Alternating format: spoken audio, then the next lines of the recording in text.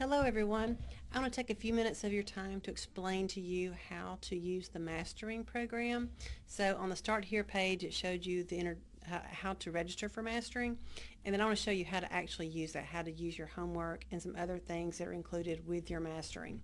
So hopefully by now you've already logged into Mastering, registered for Mastering, and I can now spend some time showing you how to use it. So once you registered, then you'll be able to click on this link and you'll see two links that open up. One is for the e-textbook, so you should have access to the e-textbook with your code. And I don't assign readings, I'm just expecting you to read. So I don't say you need to read pages 1 through 5 on today and 6 through 10 tomorrow. You're expected to read as you progress through the course. So if you're using the e-textbook, it's really nice because it's got videos that are included with the e-text. There are quick links to take you to parts of the chapter. There are learning objectives. You can use these as a study guide. You also have check your understanding questions. So as you're reading, you can read a question and then see the answer. So I would encourage you to take advantage of your textbook, either the e-text version or the paperback version or the hard copy version. They all have these learning objectives and check your understanding questions. So make sure you're taking advantage of your textbook. Now the mastering site is where your homework is. And so you'll click on that link, and again, hopefully you've already registered. If not, the first thing you see will be a registration and login page, but I've already registered, so I'm just going to go straight to the mastering site. Yours will look very similar to this, maybe a little different. I'm in the instructor mode, but it should take you to a calendar, and if not, you can just click on assignments. It'll take you to your assignments. So either the calendar view or the assignment view, and you simply click on the assignment. So you click on the assignment, and I'm going to do student view. And this is what you'll see. You'll see a list of questions per assignment. So you click on the question. In this case, you'll watch a video. So let's say we've watched the video and now we're going to answer the questions, and you hit submit. And it will tell you if you're right or wrong, and also that you have an attempt remaining. So you have 2 chances on your questions. So if you're doing your homework, and you're reading through and you're using your textbook and you try to answer the question and you get it wrong, you have one more chance. What I don't want you to do is just guess again, because if you guess again, and luckily I got it right that time, let's do this one. Let's say this time I'm going to I'm going to hit that one, incorrect. I'm going to hit that one, also incorrect. And I've used all of my attempts, and now I've got 0 on the question. If I use 2 attempts and I get 1 wrong, 1 right, I get some credit. So I want you guys, don't just guess. Every time you do a question, make sure you're looking at your notes. If you think you know the answer, choose that. If it's wrong, go to your notes, go to your videos, go to your textbook before you guess again, so that you'll get credit for the question. Okay? You have 2 chances per question, so make sure that you're actually learning something and not just guessing to get through your homework. Okay? So the more you get correct on your 2 tries, the more points you get. So that's what your assignments look like. So it's pretty straightforward. Again, when you're in the course home, you just look at your calendar and simply click on your assignments, and they're done by unit unit and chapter. So there's a lab review, there's chapter review, so you'll work through these. And because they're by chapter, once you finish a chapter in the book and in your videos and in your lectures, you can then finish your assignments via that chapter. So they're kind of set up so that you can do it as you progress through the course. But they're always going to be due the same day in the unit. Now the other thing, a lot of people overlook this. Again, you can get your e-textbook from Mastering, but the study area. And this is something I want you guys to make sure you're taking advantage of. You're paying for it, you might as well use it.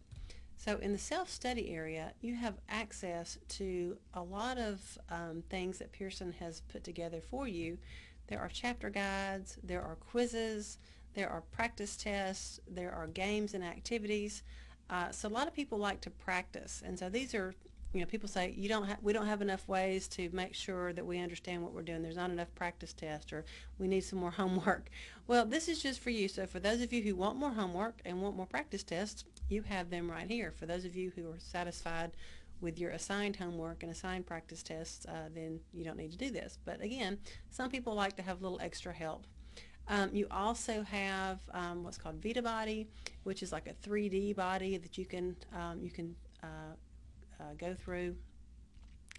and learn about like the skeleton, the muscular system, the cardiovascular system. It's kind of a cool 3D tool that Pearson has, and you can rotate the body and click on bones. So it's The pretty fun to play skeleton. with that.